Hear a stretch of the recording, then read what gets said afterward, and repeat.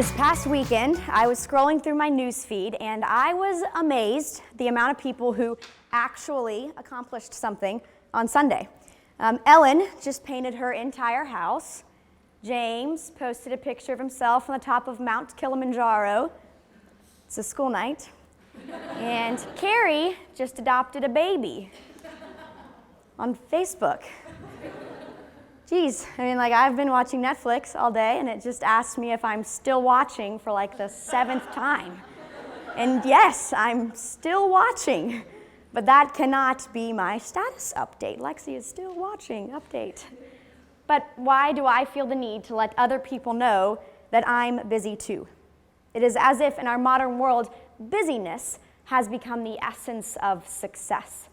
People have begun to measure failure in correlation to how much free time somebody has, and success into how much someone can insert the phrase, "Sorry, I'm too busy."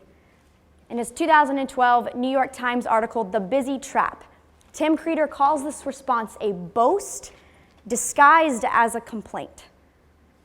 Honestly, I think that's exactly what it is. It is a badge of honor, a self-given compliment, expecting a stock response with implications of, "Congratulations!" Guys, what are we congratulating them on? Being busy or being tired? Creeder states that these people's lamented busyness is purely self-imposed. They are busy because of their own ambition or drive or anxiety. Americans have taken it upon themselves to cram their schedules in order to feel more important. The more things you have to do must mean the more important you are. And don't forget to tell people about it. We use social media to create for ourselves what Sherry Turkle calls the second self, or a self in which we seem busy. We only post the things that we want people to see, right? And in doing so, we create for ourselves an identity in being busy. And we put other people's identity in being busy. Think about it. How many of you, when you want to know how an old high school friend is doing, you check a social media page?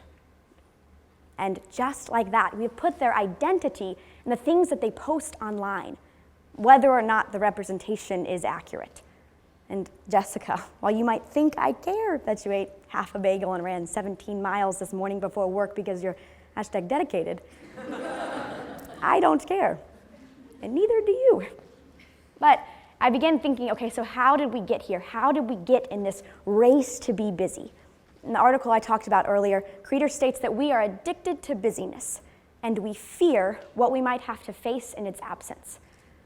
We fear boredom.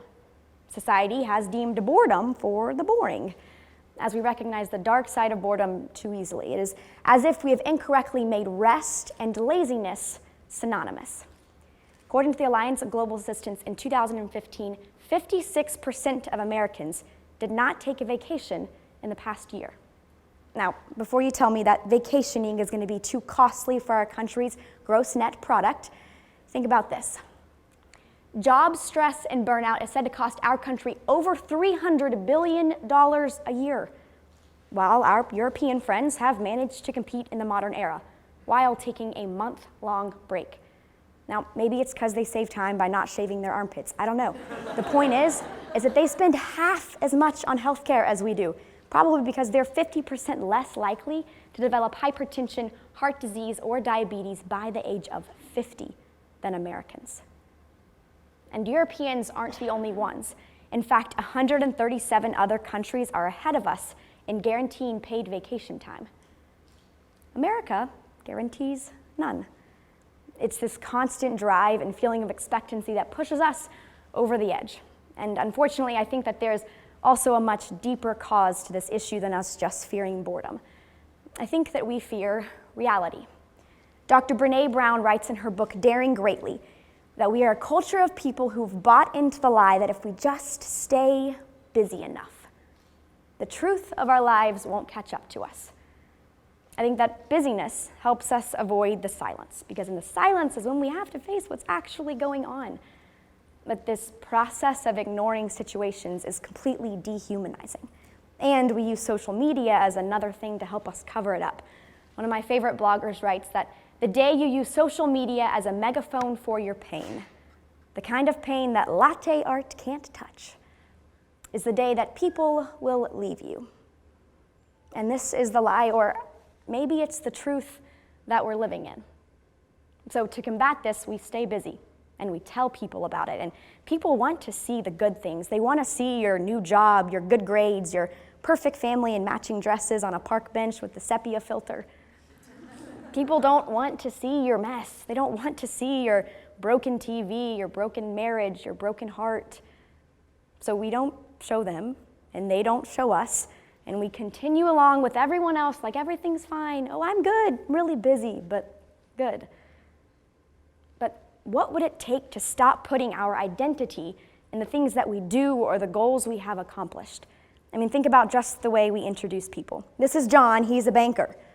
This is Katie. She's the one I told you about who was student body president. Who gave us the authority to make these things defining factors of people? We have turned ourselves and others into human doings instead of human beings. So my first encouragement to you is to just be. Rest. Give yourself permission to rest. This idea of rest is something that is completely foreign to us. And rest is more than just physical. It is spiritual and emotional. It's the understanding that the world is going to revolve without you.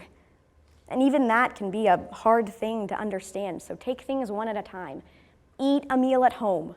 Don't check your email after 6 p.m. And if that stresses you out, 8 p.m. is fine. Let your room get messy. Just breathe. Recently, the idea of being still has appeared everywhere in my life. It is as if the world really wants me to slow down. But I struggle being still. Like probably many of you, I find comfort in having things to do. I would much rather be racing from activity to activity than racking my brain for excitement. But eventually, the stress of this lifestyle will catch up to you. A couple weeks ago, I was driving home from work, and I was overwhelmed with the amount of things I had to do. This is a picture of me. I was overwhelmed with Furman course loads, student activities, calling people back home, forming a social life. I pulled into the lot, and I turned my car off and just sat there. I didn't even know really where to begin. I made lists, I checked boxes, I thought, I cried, like a lot. Cried a lot. And then I realized that those 10 minutes alone in my car were probably the best and most productive 10 minutes I'd had since sophomore year began. Because it was a time when no one and no thing was there to stop my mind from wandering. And the best part about it is that is all it takes. 10 minutes. Find a time of day to be alone. Take a day, turn off your technology. I promise you can post online about it after. But find a time of day to simply be still. You might be surprised what you find. I think Ollie Murs is right. We spend all our time running for our lives, going nowhere. It's really something getting busy doing nothing. Do nothing. But if you're going to do something, at least do something that's worth it. Make the choice to value time over money, to value family over work, and to value rest over this falsehood of created busyness. Try that on for a status update. Lexie is doing nothing.